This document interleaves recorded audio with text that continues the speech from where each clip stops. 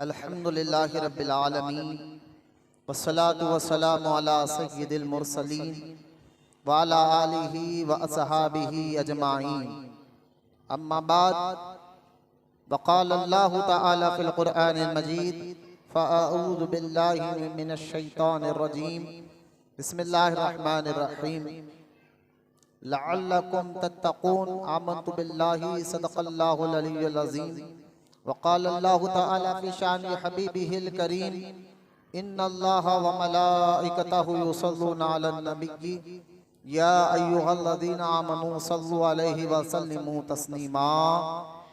अल्लाहुम्मा सल्लि अला सय्यिदिना व मौलाना मुहम्मद मादिन जूदि वल करम व अला आलिहि व बारिक व सल्लिम सलातुन व सलामन अलैका या सय्यदी या हबीबी या रसूलल्लाह सल्लल्लाहु तआला अलैहि वसल्लम। मौजूद सामाईन इकराम, हम ये उठने बैठने वालों को देखो। सिराज सिराज इधर सामने रख दो, भिजाओ बाहर भिजा दो बैठने वालों। अस्सलामु अलैकुम व रहमतुल्लाहि व बरकातुहू। जवाब सब मिलकर दे इंशाल्लाह, ताकि आपको एक महसूस है आप सुन रहे हैं। मैं से सलाम करता हूँ, जवाब सब मिलकर दे अस्सलामु अलैकुम व रहमतुल्लाहि व बरकातुहू। यकीनन जाने 3-4 दिन से किडनी स्टोन की वजह से शिद्दत का मुझे दर्द है।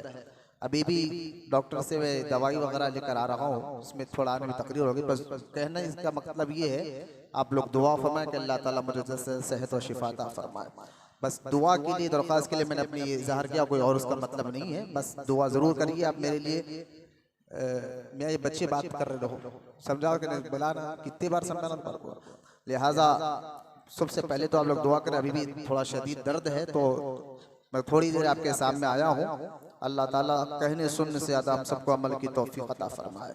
एक मरतबा मोहब्बत से, एक अकीदत मोहब्बत के साथ दुरूद पाक पढ़ लीजिए। अल्लाहुम्मा सल्लि अला सय्यिदिना मौलाना मुहम्मद मादिन जूदि वल करम व अला आलिहि बारिक व सल्लिम सलात व सलामन अलैका या रसूलल्लाह सल्लल्लाहु तआला अलैहि वसल्लम। सूरह बकरा की आयत नंबर 183 का मैंने तिलावत का शर्फ हासिल किया है, क्योंकि ये शाबान मुअज़्ज़म का आखिरी जुमा है और हमारे और आपके प्यारे आका रहमत कौनैन सल्लल्लाहु ताला अलैहि वसल्लम ने इसी आखिरी जुमा के मुतालिक, जब शाबान का मुबारक महीना आता, उसका आखिरी जुमा आता, तो हुजूर रहमत कौनैन सल्लल्लाहु अलैहि वसल्लम तमाम अपने गुलामों को बुलाकर एक तवील खुतबा दिया करते थे, ताकि लोगों को, यानी मुसलमानों को, सहाबा कराम को आने वाले महीने की अजमत और अहमियत भी समझा दिया जाए, और साथ ही साथ जो है उसकी तमाम रहमतों और बरकतों से वो जो मुसलमान मालामाल हो। अभी से जहन तैयार करने के लिए हमारे आपके प्यारे आका रहमत कौनैन सल्लल्लाहु अलैहि वसल्लम तवील खुतबा जो तमाम कुतुब अहादीस में मौजूद है। और सैयदना सलमान फारसी रजी अल्लाह तआला अन्हु से रिवायत है, रहमत कौनैन सल्लल्लाहु अलैहि वसल्लम जब शाबान मुअज़्ज़म का आखिरी जुमा आता, तो सरकार मदीना अलैहिस्सलातु वस्सलाम तमाम लोगों को बुलाकर फरमाता है, लोगों तुम्हारे पास तवज्जो से सुने, हुजूर का आखिरी शाबान मुअज़्ज़म का ये आखिरी खुतबा जो बिल्कुल सुनने के लायक है। एक एक जुमले पर आप गौर करें, हुजूर जो फरमा रहे हैं। सरकार फरमाते, लोगों तुम्हारे पास अजमत वाला, बरकत वाला महीना आने वाला है। ये वो महीना है जिसमें एक रात 1000 महीनों से भी बेहतर है। इसी महीने में, यानी रमजान मुबारक के ही महीने में, जो शब कदर अल्लाह ताला ने हमें अता फरमाई है, वो रमजान के मुबारक महीने में जिसको एक रात शब कदर मिल जाए, तो अल्लाह ताला उसको 1000 महीनों के बराबर का सवाब अता फरमाता है। और मेरे आका रहमत कौनैन अलैहिस्सलातु वस्सलाम आगे इरशाद फरमाते हैं, इस महीने मुबारक के रोजे अल्लाह ताला ने फर्ज किए हैं, और इसकी रात में ख़याम यानी तरावी पढ़ना सुन्नत है। ये भी तवज्जो फरमाए कि आज तरावी को भी लेकर एक माज़अल्लाह हमारे जहन में बहुत धीरे धीरे ये मसला खत्म होते जा रहा है कि तरावी सुन्नत मुअक्किदा है। जरा गौर से सुने इस मसले को, क्योंकि थोड़ा बयान हम सीखने पर तवज्जो देंगे कि सुन्नत मुअक्किदा तरावी है। मतलब क्या है सुन्नत मुअक्किदा के बारे में? तो सुन्नत मौक़िदा उस अमल को बोलते हैं जिसका करना हर मुसलमान पर लाजिम और जरूरी होता है। ज़हन में रखें, तरावी क्या है? सुन्नत मौक़िदा। और सुन्नत मौक़िदा शरीयत में, इस्लाम में उस अमल को कहते हैं जिसका करना हर मुसलमान मर्द औरत पर लाजिम है, जरूरी है। बस इसका एक बार छोड़ना गुनाह नहीं होता, एक आध बार छोड़ना, लेकिन लगातार इस सुन्नत के अमल को छोड़ने वाला गुनाहगार होता है और इसके बदले आखिरत में अजाब भी मिल सकता है। लिहाजा तरावी का जो मामला है आज हमारे यहाँ धीरे धीरे बहुत ज्यादा ये खत्म होते जा रहा है। कोई 6 पारे में पढ़कर 6 दिन में कुरान खत्म कर कर मसरूफ हो रहा है, तो कोई जो है बिल्कुल 10 दिन का यानी 3 पारे पढ़कर वो मसले को खत्म कर रहा है। इस तरह के मामला आज जो तरावी को लेकर हो रहे हैं काफी बेचैन है। क्या हुआ, पैर में दर्द है क्या? तो कुर्सी पे बैठ जाओ, कुर्सी पे बैठ जाओ। अब दर्द है तो कुर्सी पे बैठो। लिहाजा तरावी का जो मामला है वो जो धीरे धीरे थोड़ा हम सीखने के लिए बैठे, थोड़ा तवज्जो फरमाए। तो तरावी का जो मामला है वो 10 दिन का दहा या 6 दिन का दहा पढ़कर हम समझते हैं तरावी हमारे हाथ से निकल चुकी है, अब हमें पढ़ने की जरूरत नहीं है। जबकि हुजूर फरमाते कि चांद देखने से लेकर फिर चांद अगले चांद तक तमाम मुसलमानों पर तरावी पढ़ना सुन्नत मुअक्कदा है। तो ये जहन में रखिए आप, 20 रकात तरावी जो है ये सिर्फ 10 दिन के लिए या 6 दिन के लिए नहीं है, या एक दहा के लिए नहीं है, 2 दहा 3 दहा के लिए नहीं है। पूरा चांद दिखने तक है, दिखने के बाद से फिर आखिरी चांद ईद का चांद दिखने तक तरावी का पढ़ना हर मुसलमान पर सुन्नत मुअक्कदा है। अब लिहाजा बहुत से लोग इतने तरीके से हिले बहाने बना लेते कि हुजूर हमारा तो और कारोबार रहता और ये मामलात होते हैं। तो देखिए तरावी का जो वक्त है वो सारी रात रहता है, यानी सहरी से पहले तक तरावी की 20 रकात आप अगर अल्लाह ना करे, पहले तो याद रखें तरावी में 2 चीजें सुन्नत मुअक्कदा है, क्योंकि हदीस का तो शरह करते हुए मैं आपको समझाना चाहता हूँ। तरावी में 2 चीजें सुन्नत मुअक्कदा है। एक पूरा कुरान सुनना, अभी मैंने आपको बताया सुन्नत मुअक्कदा क्या है। तो तरावी में 2 सुन्नत मुअक्कदा है, एक तो पूरा कुरान सुनना और दूसरा है 20 रकात पूरे 29 या 30 दिन तक पढ़ना। ये 2 सुन्नत मुअक्कदा तरावी के अंदर है। तो लिहाजा अगर अल्लाह ना करे कुरान आप सुन लिए, एक दहा हो गया आपका, उसके बाद आप काम पर भी मसरूफ है, तो आप एक काम ये करिए कि घर के अंदर आधी रात यानी सहरी से पहले 20 रकात 2-2 रकात कर कर सुन्नत मुअक्कदा जो आपको सूरा याद कर कर पढ़ सकते हैं। तो ये भी मसला जहन में रखे, क्योंकि एक तो सुन्नत आपने अदा कर दी पूरा कुरान सुनकर इमाम के पीछे। अब दूसरी सुन्नत जो आखिरी तक पढ़ना है, तो आसान एक मसला मैं आपके सामने बता रहा हूँ। हुजूर ने फरमाया इस माह में मुबारक में, इस रात मुबारक में क़याम करना, क्योंकि एक और हदीस पाक में हुजूर ने फरमाया कि क़यामत के दिन रोजा और कुरान दोनों अल्लाह ताला की बारगाह में सिफारिश करेंगे। और रोजा ये कहेगा या अल्लाह इसको मैंने भूखा रखा तेरी मोहब्बत पे, तेरी रजा के लिए, और कुरान ये कहेगा या अल्लाह मैंने इसको रात में सोने नहीं दिया, ये तेरे कलाम की तिलावत करता था, सुना करता था। तो लिहाजा तरावी में या तो कुरान सुना जाता है इमाम के पीछे, या तो फिर अगर तन्हा भी पढ़ रहे हैं तो हम कुरान पढ़ते हैं। इसको जहन में रखे, ये आखिरी रात तक पढ़ना लाजिम है, जरूरी है। फिर आगे हुजूर इरशाद फरमाते जो तवील खुतबा है, हुजूर ने इरशाद फरमाया जो इस महीने में नेकी का काम करे तो ऐसा है जैसे किसी महीने में फर्ज अदा किया है, और जो इस महीने में सबर करे तो सबर का सवाब जन्नत है। आप देखिए यहाँ एक और आयत कुरान पाक में है, इन्नल्लाहा मअस साबिरीन, कि बेशक अल्लाह सबर करने वालों के साथ है।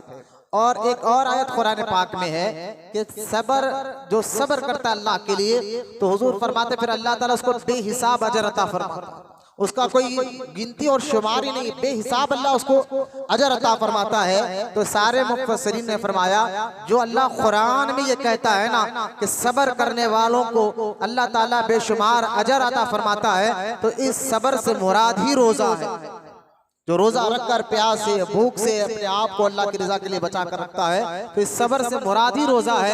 यानी रोजेदारों को अल्लाह क़यामत के दिन बेशुमार यानी शुमार ही नहीं कर सकते, ऐसा अल्लाह ताला रोजेदारों को बेशुमार सवाब अता फरमाएगा। तो लिहाजा यहाँ हुजूर अलैहिस्सलाम फरमाते हैं कि तो ऐसा, और जिसने इसमें फर्ज अदा किया, नफिल पढ़ने वालों को अल्लाह फर्ज का सवाब देगा, फर्ज पढ़ने वालों को 70 फर्ज का सवाब देगा। ये महीना सब्र का है, सब्र का महीना सवाब जन्नत है। और ये महीना यानी गमख्वारी का महीना है, भलाई का महीना है। और इस महीने में मोमिन का रिस्क बढ़ा दिया जाता है। और हुजूर इरशाद फरमाते जो इस महीने में रोजेदार को इफ्तार कराए उसके गुनाहों के लिए मगफिरत है और उसकी गर्दन आग से आजाद कर दी जाएगी। इस इफ्तार करने वाले को वैसा ही सवाब मिलेगा जैसा रोजे रखने वाले को सवाब दिया जाएगा। इफ्तार कराने की भी बात यहाँ पर आ गई तो बात सुन लीजिए आप। हुजूर रहमत कौनैन अलैहिस्सलाम ने इरशाद फरमाया कि रोजादार को इफ्तार कराने वाले को अल्लाह ताला उसके सारे गुनाह माफ फरमा देता है और उसको ऐसा अजर अता फरमाता है कि जैसा रोजेदार को सवाब मिलता है इस तरह इफ्तार कराने वाले को भी अल्लाह सवाब अता फरमाता है। तो जब ये हुजूर ने इसकी फजीलत बनाई कि सहाबा का दौर था पाक दौर पाक ज़हन, वो लोग नेकी की बात सुनते तो हिरस करते लालच करते कि उसको ज्यादा से ज्यादा करे। जैसा कि हमारे मिजाज आज दुनिया के लिए हो गई, अगर कोई काम फायदे वाला हमें नजर आए तो अब उस काम को करने के लिए पूरी कोशिश करते हैं। तो ये जो काम है रोजेदार को इफ्तार कराना, तो ये इतना बड़ा अजर का सवाब का काम है कि अल्लाह ताला रोजेदार के बराबर, यानी खुद भी रोजा है फिर भी इफ्तार करा रहा है तो रोजेदार के बराबर अल्लाह उसको भी सवाब अता फरमाता है और उसके गुनाहों को भी माफ फरमा देता है। लेकिन यहाँ एक बात तवज्जो तलब ये है, जब हुजूर ने इरशाद फरमाया तो सहाबा इकराम ने, जो गरीब सहाबा थे, वो खड़े होकर कहे या रसूलल्लाह हमारे पास तो इतनी ताकत नहीं है कि हम किसी को रोजा इफ्तार कराएं, हम तो रोज मेहनत करेंगे तो हम एक टाइम का चूल्हा सुलगता है घर में, लिहाजा ऐसे गरीब सहाबा वो खड़े हुए और खड़े होकर कहा हुजूर ये सवाब तो अमीर लोगों को मिल जाएगा जिनको अल्लाह ने दौलत दी है। जलन से नहीं था, हसद से नहीं था ये सवाल, ये नेकी कमाने की हिरस था, लालच थी कि नेकी कमाने में सहाबा एक दूसरे से आगे बढ़ना चाहते थे। तो आप देखिए सहाबा ने सवाल किया और क़यामत तक के मुसलमानों के लिए अल्लाह ताला ने हुजूर के ज़रिए जवाब अता फरमाया। वो सवाल क्या था? गरीब सहाबा ने अर्ज किया या रसूल अल्लाह, जो अल्लाह ताला ने जिनको दौलत अता फरमाई, जिनको माल अता फरमाया, वो तो रोजेदार को इफ्तार करा कर, वो तो रोजेदार को रोजा खुला कर ये ज्यादा सवाब कमा लेंगे, हम तो इतनी सख्त नहीं रहते, हमारे तो इतनी ताकत नहीं है, ये सवाब तो हमें नहीं मिलेगा। तो हुजूर रहमत कौनैन सल्लल्लाहु अलैहि वसल्लम ने इरशाद फरमाया कि मेरे सहाबा सुनो, अल्लाह ताला ये सवाब ये अजर उसको भी देगा जो सिर्फ एक गुट किसी रोजेदार को पानी पिला दे, ये एक गुट पानी पिला दे या एक खजूर खिला दे, एक गुट पानी पिला दे या एक खजूर खिला दे। फिर सहाबा ने अर्ज किया या रसूलल्लाह पानी पिलाने वाले रोजेदार को पानी पिलाने का भी इतना सवाब है, जरा ये भी बताइए ये सवाब क्या उसको मिलेगा जहां पानी ना हो तब रोजेदार को पानी पिलाए, या कहीं पर सफर में है पानी का इंतजाम नहीं तो इंतजाम कर पानी पिला तो उसको मिलेगा? हुजूर ने फरमाया नहीं, अगर तुम समंदर के किनारे भी किसी को एक गुट पानी पिला दोगे अल्लाह ताला उसको आपको अजर अता फरमाएगा। तो पानी जैसी एक फ्री नेमत अल्लाह पाक ने हमें रोजेदार को, तो लिहाजा ये गमख्वारी का महीना आने वाला जो महीना है, गमख्वारी का महीना है। हम रोजा तो रख लेते हैं तो गमख्वारी का भी एहसास हुजूर के बारे में आता है। हुजूर रहमत कौनैन सल्लल्लाहु तआला अलैहि वसल्लम जैसे ही रमजान मुबारक का महीना नजर आ जाता तो हुजूर तो पहले से ही है सकी, इतना सकी, इतने सकी है हमारे आका। खुद अल्लाह ताला इरशाद फरमाता है अम्मा साइला फला तनहर, हबीब जो भी आपको पास आए उसको जरूर अता फरमाए।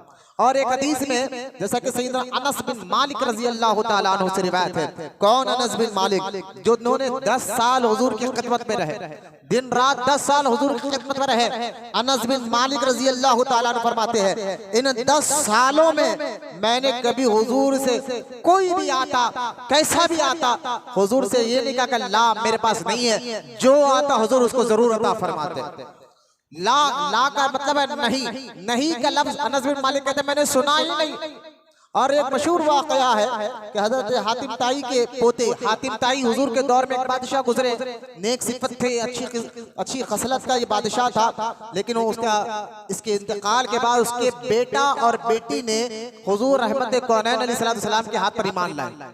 हातिम ताई का वाकया बड़ा मशहूर है, तो लिहाजा हातिम ताई का पोता कहता है कि मेरे बाप, क्योंकि हातिम ताई वाकई बड़ा सकी आदमी है, वाकई सकी आदमी है, तो हातिम ताई एक बार अपने एक सैयद साहब को कहता है सादा साहब हमारे जो दादा थे हातिम ताई बड़े सकी थे, अगर हमारे दादा के महल में 10 दरवाजे थे, मांगने वाला ये दरवाजे से आता तो उसको देते, फिर पलट कर वो दरवाजे से आता फिर भी देते, पलट कर वो दरवाजे से आता तो फिर भी देते, मांगने वाला अगर 10 दरवाजों से भी आता होता उसको जरूर देते, नहीं का लफ्ज नहीं बोलते। तो सैयद साहब ने कहा हमारे आका रहमत कौनैन सल्लल्लाहु ताला अलैहि वसल्लम तो इससे ज्यादा सकी है, जो एक बार हुजूर के पास आता हुजूर दे देते तो उसको दोबारा किसी के पास जाने की जरूरत ही नहीं पड़ा करती थी, यानी एक ही बार में इतना दे देते। तो हुजूर की सखावत पहले से मशहूर है, अहादीस कई मशहूर है। सहाबा इकराम जैसे कि एक चादर मुबारक हुजूर पहने, एक सहाबी ने अर्ज किया हुजूर ये चादर बड़ी प्यारी नजर आ रही है। एक चादर मुबारक, उस वक्त तहबन शरीफ चादर मुबारक में चादर ओढ़े हुए है। कुछ देर पहले खातून ने हदिये के तौर पर हुजूर को वो चादर लाकर पेश की थी। तवज्जो फरमाए, कुछ देर पहले उस चादर को एक खातून ने लाकर तबरुकत हदियतन पेश की थी। तो हुजूर रहमत कौनैन अलैहि सलातो व सलाम ने उस चादर को ओढ़कर जब महफिल में आए तो एक सहाबी खड़े हुए और खड़े होकर कहा हुजूर ये चादर मुझे बड़ी पसंद आई। तो हुजूर अंदर गए और चादर लपेटा और लाकर उनको अता फरमा दिया। जो हुजूर से जो का चाहता हुजूर उसको जरूर अता फरमा देते। और कुरान में भी ये कहता अल्लाह ताला जो हबीब दे वो ले लो, जिससे मना करे उससे रुक जाओ। तो कुरान की आयत पाक भी है, जब वो सहाबी चादर लेके बाहर निकले दिगर साहबा ने कहा अभी कुछ देर पहले तो खातून ने हदियतन वो हुजूर को चादर लाके दी थी, तुमने वो मंगली। तो वो सहाबी ने कहा, सहाबा का अकीदा भी देखे, उस सहाबी ने कहा खुदा की इज्जत व जलाल की कसम मैंने चादर इसलिए मांगी है कि ये चादर हुजूर को मस हो गई है, जिस्म को टच हो गई है, अब मैं मरूंगा तो इसी चादर से कफन जाऊंगा, यानी ये चादर मेरे लिए कफन बनाई जाएगी। मैं ये वसीयत कर रहा हूं, मैंने तो ये चादर अपनी कफन के लिए लिया है। लिहाजा सहाबा का अकीदा भी देखे, हुजूर से मस होने वाला लिबास में भी अल्लाह बरकत अता फरमाता है। लिहाजा सखावत की बात आगे तो मैं कह रहा था, हुजूर के सखावत के वाकयात बेशुमार हदीस पाक में मौजूद है, बेशुमार वाकयात। बल्कि एक भद्दू सहाबी जो गांव का देहात का रहने वाला हुजूर की बारगाह में आया और आकर अर्ज करने लगा हुजूर मैं बड़ा परेशान हाल हूँ। तो सामने हुजूर के सामने बहुत बकरियों का रेर था, यानी उस दौर में कीमती माल क्या होता था, या ऊंट होते थे या बकरियां होते थे, दुम्बे हुआ करते थे। तो बकरियों का यानी दुम्बों का बकरियों का बहुत बड़ा माल था, जो कई 100 बकरियां और दुम्बे रखे हुए थे। हुजूर ने उस बद्दू साहबी से कहा ये तमाम के तमाम माल ले ले, सब लेकर चला जा। अब वो हैरान होगा हुजूर सब ले लो, फरमा हाँ सब ले ले। वो गया अपने गांव में, कहा आमिना कालाल मदीने मुन्नवरा में जो आराम कर रहा है, चलो लोगों उनको देख लो कि सखावत देख लो, जो उनका कलमा पढ़ लेता है उसको बेशुमार वो नवाजते हैं। और लिहाजा ये वाक़े को देखकर गए के उस गांव के कई लोगों ने आकर हुजूर पे कलमा पढ़ा। लिहाजा सखावत हुजूर की बहुत थी, लेकिन रमजान जैसा आ जाता था। अब सखावत सुनिए आप, लिहाजा सहाबा क्या कह रहे हुजूर के बारे में। यूं तो हुजूर की सखावत के बेशुमार वाक़या जुबान की नोक पर अगर मैं सुनाऊं तो वक्त इसी पर चला जाएगा, लेकिन मैं आपको बताना ही चाह रहा हूं कि सहाबा कहते हैं जैसे ही रमजान आ जाता हुजूर की सखावत तूफानी हवा से भी ज्यादा तेज हो जाया करती थी। बोले सुभान अल्लाह। तूफानी मिसाल दी, एक तूफानी हवा तो भी आपको नुकसान पहुंचा सकती है, लेकिन बताने का मकसद ये एक होती है आम हवा जो आपको ठंडक पहुंचाए और एक होती है तेज हवा। तो यहाँ तेज हवा से मुराद हुजूर की सखावत रमजान मुबारक में हवाओं से भी ज्यादा तेज हो जाया करती थी। लिहाजा ये मिजाज हमें अपनाना चाहिए कि आज हमारा हाल ये हो गया रमजान मुबारक में हम अक्सर सिर्फ रोजा रखकर, यकीनन रोजा का माना है, रोजा का माना है 3 चीज है, यानी कि रोजा अरबी का लफ्ज है, उसका लफ्ज अगर उर्दू तर्जमा किया गया तो रोजे के 3 माने निकलते हैं। रोजे का एक माना है रुकना, रुकने से मुराद 3 चीजों से रुकना, खाने से रुकना, पीने से रुकना, शादीशुदा हो तो बीवी के करीब जाने से रुकना। ये तमाम चीजें तो हम अमल करते हैं, लेकिन रमजान मुबारक में हम इन भलाइयों को भूल जाते हैं, क्योंकि तफसीर नईमी में आया है कि ये रमजान मुबारक का एक नाम माह मुअस्सत है।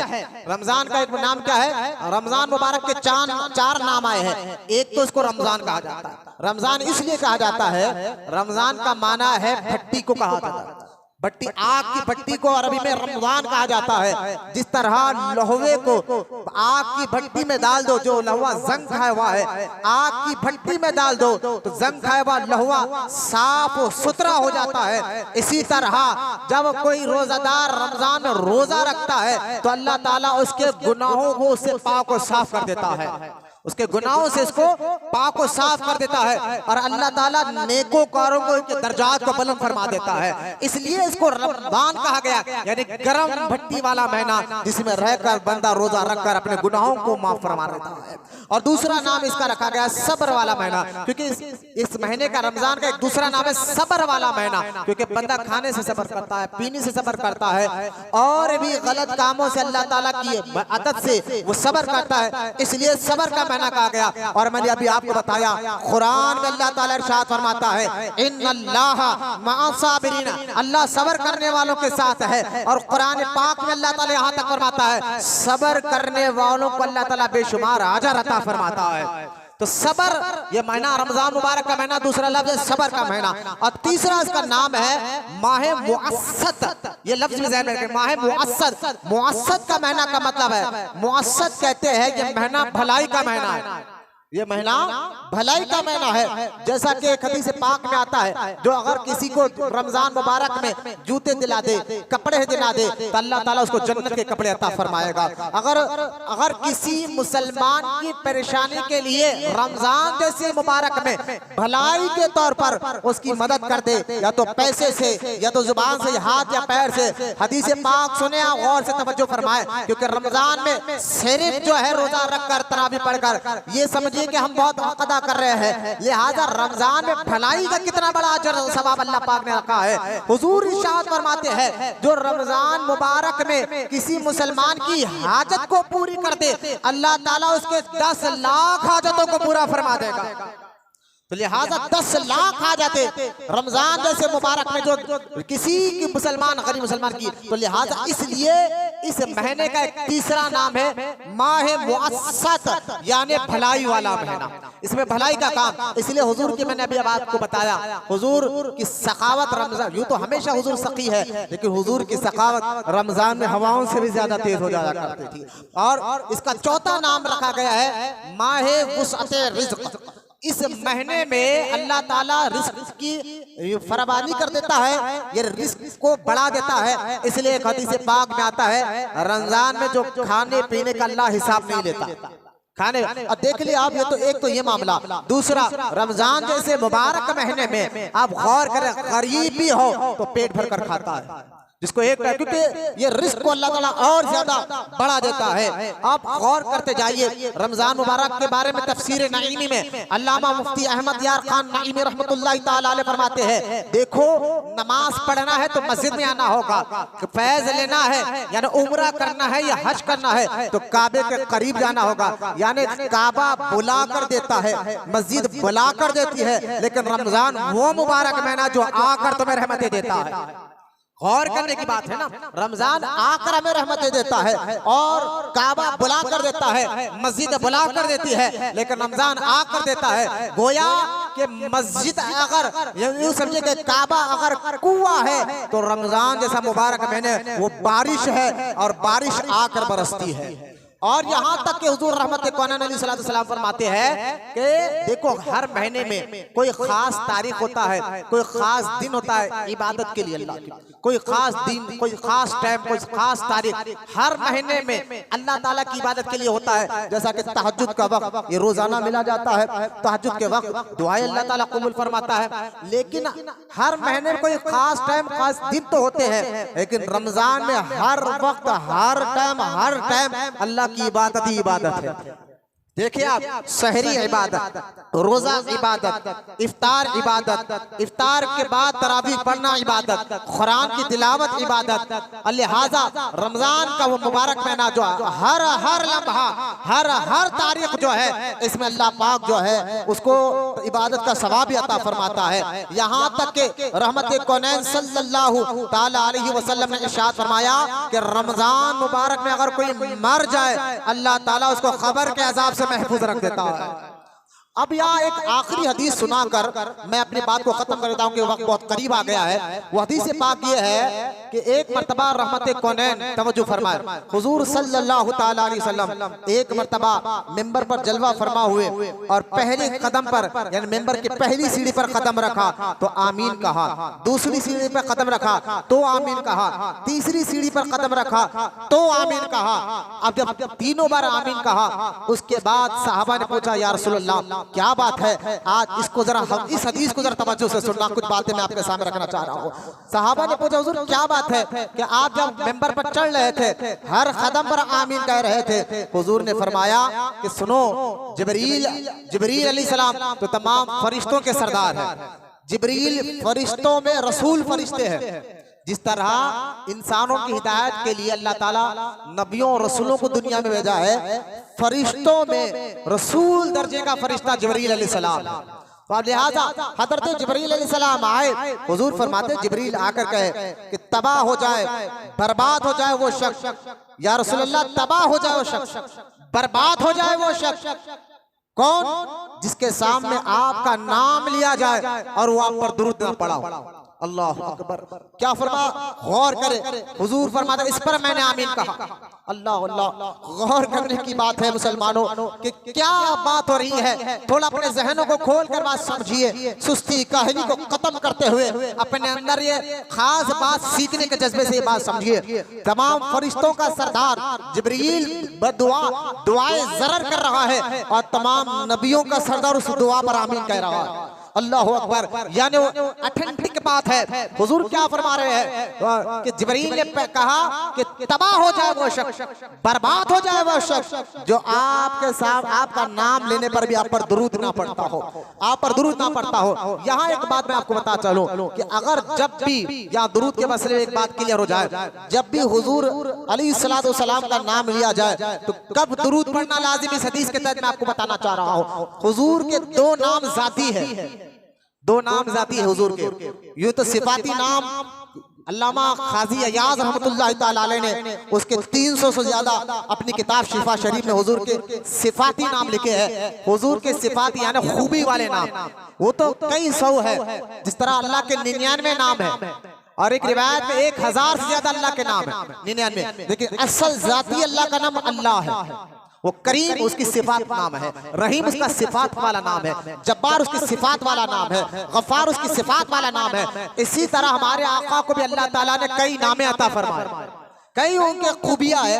जिस तरह के या रसूलल्लाह कहना यकीनन ये हुजूर का सिफाती नाम है, वो अल्लाह के रसूल है। तो या हबीब अल्लाह, या रसूल अल्लाह, या नूर अल्लाह और कहना सरकार दो आलम सल्लल्लाहु अलैहि वसल्लम, ये तमाम नाम तो हुजूर के सिफाती है। लेकिन दो नाम ऐसे हैं जब भी आप आकर सुने उस नाम पर अगर आप दुरूद नहीं पढ़ोगे तो फिर ये हदीस में जो आया है, जो आपका नाम सुनकर आप पर दुरूद ना पड़े अल्लाह उसको रुस्वा कर दे, बात कर दे। तो वो दो नाम जब भी आप सुने, चाहे घर में हो चाहे महफिल में हो, जब भी हुजूर के ये दो नाम अपने कानों से सुने फौरन दुरूद पाक पढ़ना हर मुसलमान पर लाजिम और जरूरी हो जाता है। जो इस हदीस में आया कितनी बड़ी वाइद है, कितनी बड़ी ताकीद की जा रही है कि जो हुजूर पर दुरूद ना पड़े अल्लाह उसको तबाह बर्बाद करे। लिहाजा वो दो नाम कौन से है जिस पर नाम सुनकर आप पर तमाम मुसलमानों पर दुरूद पढ़ना लाजिम और जरूरी है। उन दो नामों में एक नाम मोहम्मद है, बोले सल्लल्लाहु अलैहि वसल्लम,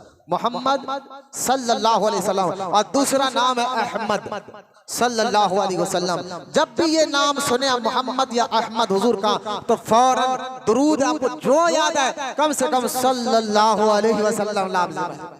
अब लिहाजा फिर सरकार फरमाया दूसरी सीढ़ी पर मैंने जब कदम रखा तो जिब्रील ने कहा या रसूल अल्लाह सल्लल्लाहु अलैहि वसल्लम, तबाह हो जाए बर्बाद हो जाए वो शख्स जिनके माँ बाप जिंदा हो या माँ बाप में से कोई एक जिंदा हो और वो उनकी खिदमत नहीं करता, उनका हक अदा नहीं करता, अल्लाह उसको भी तबाह और बर्बाद कर दे। हुजूर ने फरमाया आमीन। अब तवज्जो फरमाए, हुजूर जिस दुआ पर आमीन कह रहे हैं अल्लाह उसकी दुआ को जरूर कबूल फरमाता है। लिहाजा अगर माँ बाप की खिदमत, माँ बाप का अदब, अदब लाजिम है हर मुसलमान पर।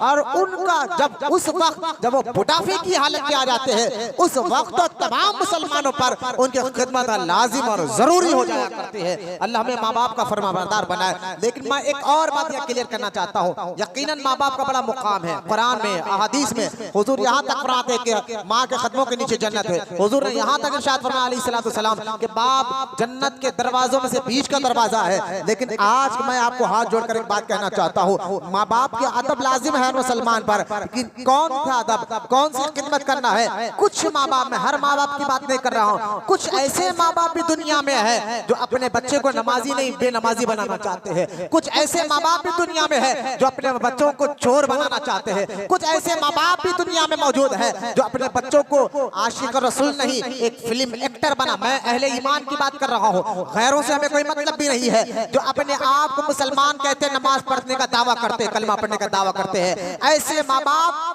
बच्चा नमाजी पढ़े तो नमाज पढ़े, दाढ़ी वाला रखे तो उनको खुश नहीं हो रही है, बल्कि बच्चा एक्टर बन जाए क्या वाला ड्रामे में। मैंने ऐसा देखा है, सुना है, पेपर में पढ़ा, क्योंकि मैं न्यूज पढ़ने के बड़ा आदी हूँ। क्योंकि हमारे उस्तादों ने हमें सिखाया आलिम को आलम का नजर रखना जरूरी है।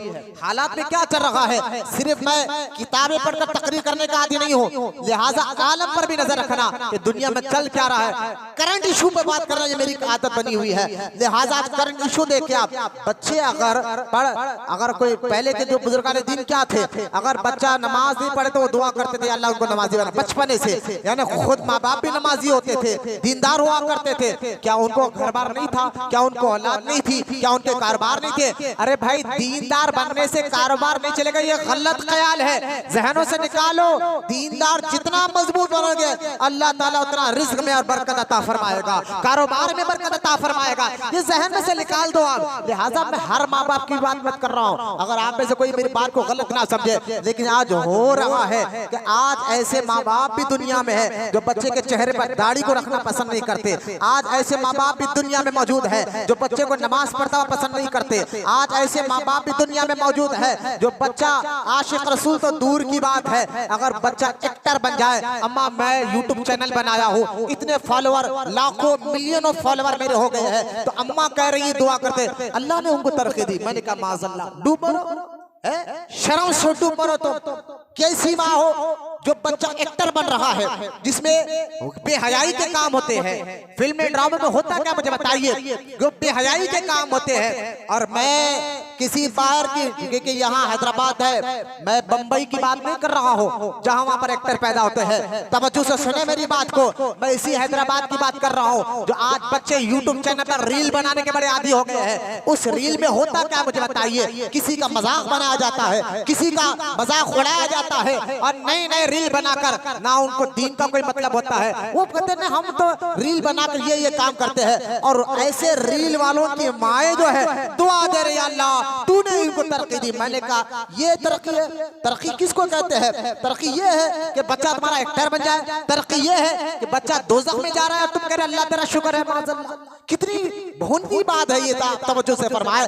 अरे बच्चा जब नमाजी पढ़ता है और आशिक रसूल होता है, तब वो कहती है माँ या अल्लाह तेरा शुक्र है कि तेरे हबीब का सच्चा गुलाम बना है। ये दुआ करना चाहिए था पहले की माएँ करते। गौसे आजम की माँ को पढ़कर देखी, निजामुद्दीन औलिया तो फरमाते हैं जब भी मुझे कोई मुश्किल आती मैं अपनी माँ की खबर पर चले जाता। है बोले सुभान अल्लाह।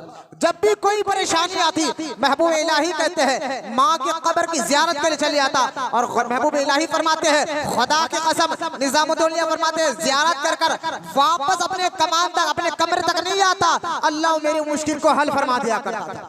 तो माएँ तो ऐसी होती है, जब बच्चे माएँ अच्छे हो तो बच्चों पर भी अच्छा असर होता है, माएँ अच्छे हो बच्चों के ऊपर तरबियत का असर अच्छा होता है। अब यहाँ इस हदीस को ज़हन में रखते आज कितने लोग नौजवान बच्चे जो अपनी माँ के कहने पर बीवियों को तंग कर रहे हैं। माँ के कहने पर, मैं हर माँ को गलत नहीं बता रहा हूँ, लेकिन आप याद रखें अल्लाह अदल और इंसाफ को पसंद फरमाता है। अदल को और इंसाफ को अल्लाह कुरान में एक में कई आयतें हैं जिसमें अल्लाह फरमाता है मैं इंसाफ करने वालों को पसंद फरमाता हूँ। अगर आपके पास कोई ऐसा मामला आ जाए घर के अंदर, घर के मसले में कि जहां पर आप देख रहे कि हक पर बीवी है तो आपको साथ उनका देना पड़ेगा, माँ को बड़े अदब से समझाना पड़ेगा।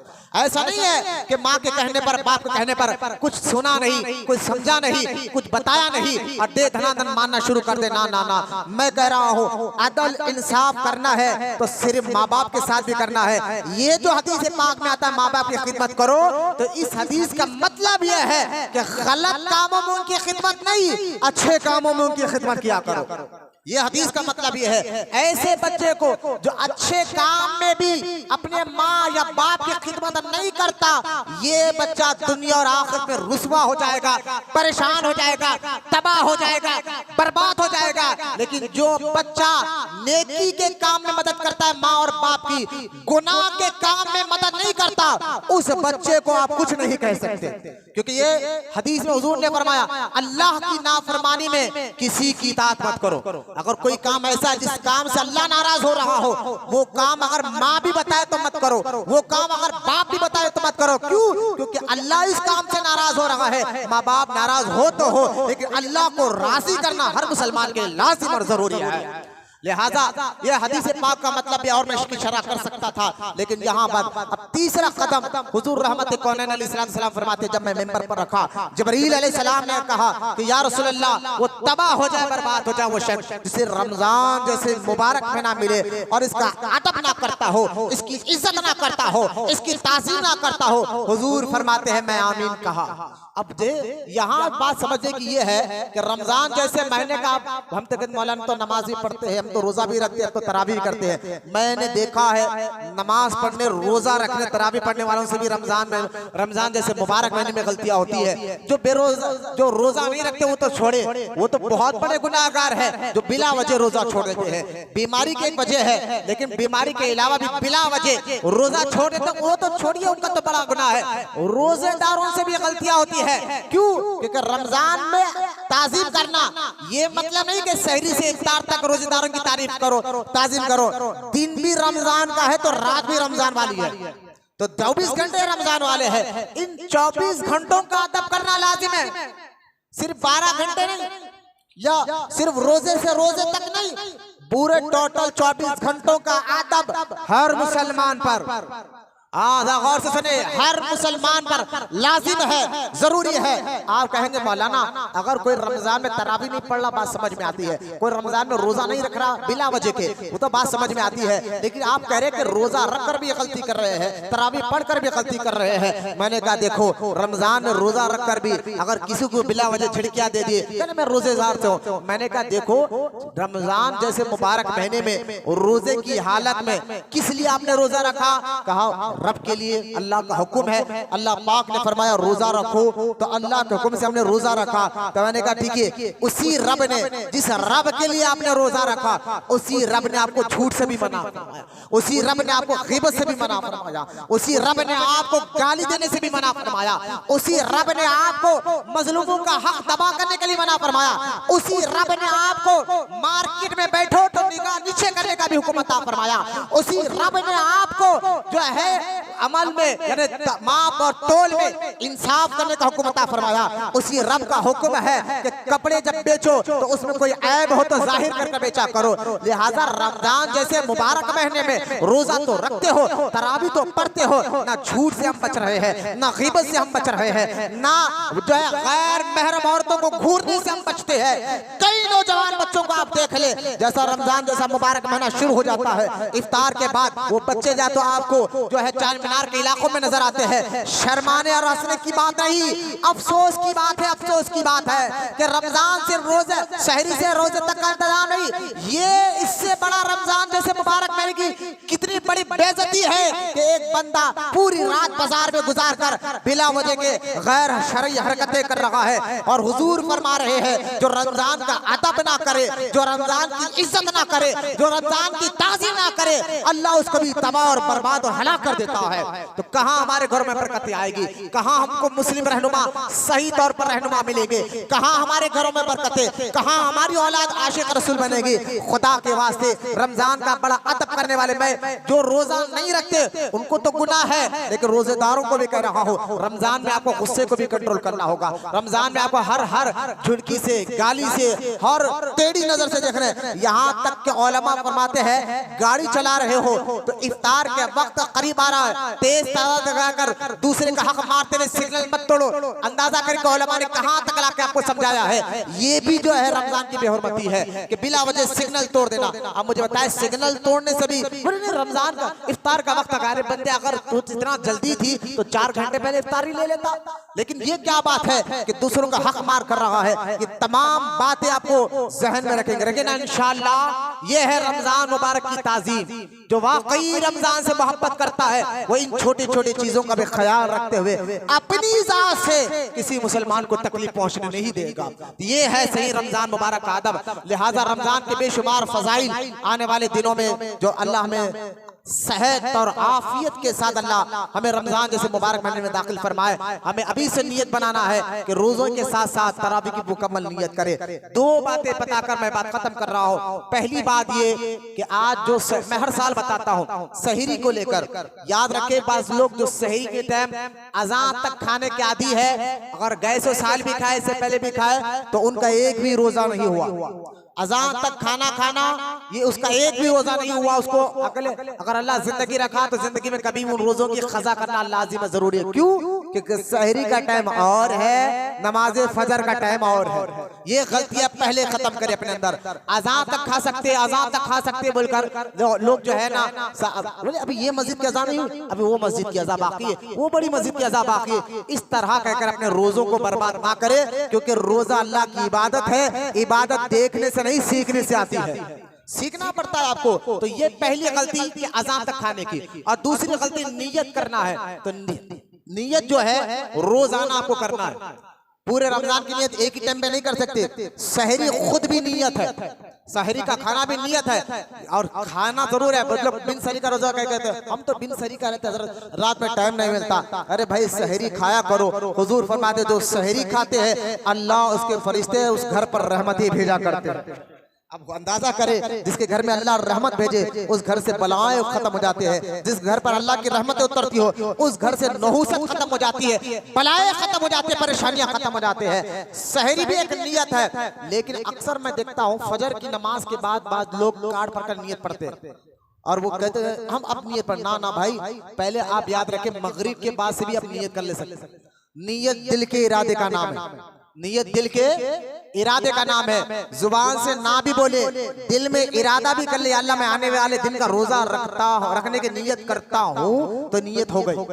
अब जुबान से ना भी बोले लेकिन दिल में भी सोचिए तो नियत हो गई। लेकिन एक बंदा जुबान से बोले और दिल से इजहार ना करे तो उसकी नियत ही नहीं होगी। जुबान से तो बड़ा दिल में इरादा नहीं है, तो असल में है नियत मगरिब के बाद भी कर सकते हैं। ये भी एक दूसरा मसला ज़हन में रख लिया आप। अगर अल्लाह ना करे सुबह 10 बजे आपकी नींद उशार हुई और बोली यार मुझे सहर तो मिली नहीं, चलो रोजे की नियत करता हूँ, और नियत अब ये कर मैं अभी से रोजे की नियत करता हूँ, तो फौरन आपका रोजा नहीं होगा। तो सुबह बिन सहरी का रोजा रखने वाले कान से सुने, सुबह उठने के बाद 9-10 बजे आपका ख्याल आया चलो मैं अभी से रोजे की नियत करता हूँ, ये नहीं रखना होगा। दिल में नियत ऐसी करनी होगी अल्लाह मैं सुबह सादिक से रोजा हूँ, दिल सुबह सादिक से मैं रोजा हूँ। तो लिहाजा नींद के बारे में ज़हन रखे, अज़ान के बारे में ज़हन में रखे। और तीसरी बात यह है कि रोजे की हालत में खुद ब खुद उल्टी आने से रोजा नहीं टूटता। आज घरों में यह हाल बहुत ज्यादा हो गया कि एक बकेट भर कर भी खुद ब खुद उल्टी आ जाए तो आपका रोजा नहीं टूटता। इल्म सीखो, इल्म दादा दादी नाना नानी के पास नहीं है, इल्म उलमा के पास है। अल्लाह कुरान में फरमाता है फसअलू अहल ज़िक्री, इल्म ना हो तो अहले इल्म से पूछो। आपको पूछने का हुक्म दिया है। तो आपके दादा दादी नाना नानी अगर इल्म है, हाफिज व आलिम है तो वो अलग बात है, वरना जो है सो आपके जो है बड़े बोलते थे हमारे दादी ऐसा बोले नानी ना आलिम क्या बोल रहा है कुरान इसकी रोशनी, क्योंकि अल्लाह का कुरान में हुक्म है ना। जब अल्लाह खुद कुरान में कह रहा है फसअलू अहल ज़िक्री, अगर इल्म ना हो तो अहले इल्म से पूछो, तो आपको पूछने का हुक्म है बाबा। किससे? अहले इल्म से। अल्लाह ने क्या फरमाया, अहले इल्म से पूछो जो माल, तो लिहाजा आलिम से पूछे अगर और मसले सीखना चाहते हैं। ये चार बातें मैं आपको बताना चाहता था। अल्लाह की बारगाह में दुआ है अल्लाह कहने सुनने से ज्यादा अमल की तौफीक अता फरमाए। अल्लाह हम तमाम को सच्चा आशिक रसूल बना और क़यामत तक हमारी नस्लों में अल्लाह आशिक रसूलों को पैदा फरमाए। या रब्बुल आलमीन, जितने बूढ़े बच्चे नौजवान बैठे मौला, इनके बैठने को कबूल फरमा। रमजान जैसे मुबारक महीना आ रहा है मौला, इसमें इसकी तमाम नेमतों से माला माल फरमा और उसको खूब अदब करने वाला, ताज़ीम करने वाला, इसकी इज्जत करने वाला बना मौला। वमा अलैना इल्लल बलाग वल्हम्दुलिल्लाहि रब्बिल आलमीन।